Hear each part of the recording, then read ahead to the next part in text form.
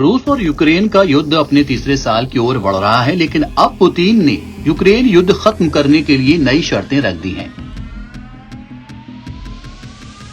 उनकी शर्त ऐसी है जिसे यूक्रेन फिलहाल कभी नहीं मानने वाला। राष्ट्रपति पुतिन ने कहा है कि रूस अपना युद्ध तभी खत्म करेगा जब यूक्रेन मॉस्को की ओर से दावा किए गए सभी 4 इलाकों को पूरी तरह छोड़ देगा।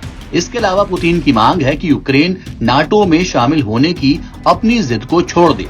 यूक्रेन ने पुतिन की इस डिमांड को पूरी तरह खारिज कर दिया है और उसे दिखावा करार दिया है। स्विट्जरलैंड में एक शांति सम्मेलन होना है जिसमें रूस को आमंत्रित नहीं किया गया है। इस सम्मेलन से पहले शुक्रवार को पुतिन ने बोलते हुए युद्ध खत्म करने की अपनी शर्तें रखी। पूर्वी और दक्षिणी यूक्रेन में कब्जे वाले 4 इलाकों से हटने के साथ साथ पुतिन ने कहा कि यूक्रेन को असैन्यीकरण करना होगा और पश्चिमी देशों को रूस पर अपने प्रतिबंध हटाने होंगे। यूक्रेन पर हमले के बाद रूस पर पश्चिमी देशों ने प्रतिबंध लगाए थे। इससे रूसी अर्थव्यवस्था को नुकसान पहुंचा है। हालांकि ये शर्तें पहले से ज्यादा सख्त हैं, लेकिन पुतिन का यह बयान इस युद्ध में रूस की विफलता को भी दिखाता है, क्योंकि रूस को यकीन था कि वो कुछ दिनों में राजधानी कीव समेत यूक्रेन के बाकी हिस्सों पर कब्जा कर लेगा। लगभग 28 महीने बाद रूस ने यूक्रेनी क्षेत्र के लगभग 5वें हिस्से पर कब्जा कर लिया है। इसमें क्रीमिया प्रायद्वीप भी शामिल है, जिसे 1 दशक पहले रूस ने कब्जे में लिया था। यूक्रेन और पश्चिमी देश चेतावनी देते रहे हैं कि पुतिन यूक्रेन की पूरी हार के बाद समझौता करेंगे। युद्ध विराम रूस को फिर से सैनिक इकट्ठा करने और भविष्य में आक्रमण की तैयारी का मौका देगा।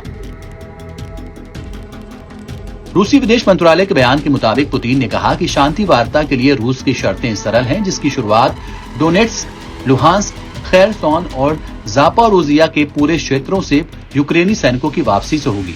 रूस फिलहाल इन क्षेत्रों को केवल आंशिक रूप से नियंत्रित करता है, लेकिन पुतिन का दावा है कि 2022 में प्रत्येक क्षेत्र रूस का हिस्सा हो गया। उन्होंने कहा, जैसे ही कीव घोषणा कर देगा कि वो इस निर्णय के लिए तैयार है और नाटो में शामिल नहीं होगा, हम उसी समय गोलीबारी बंद कर बातचीत शुरू करने का आदेश देंगे।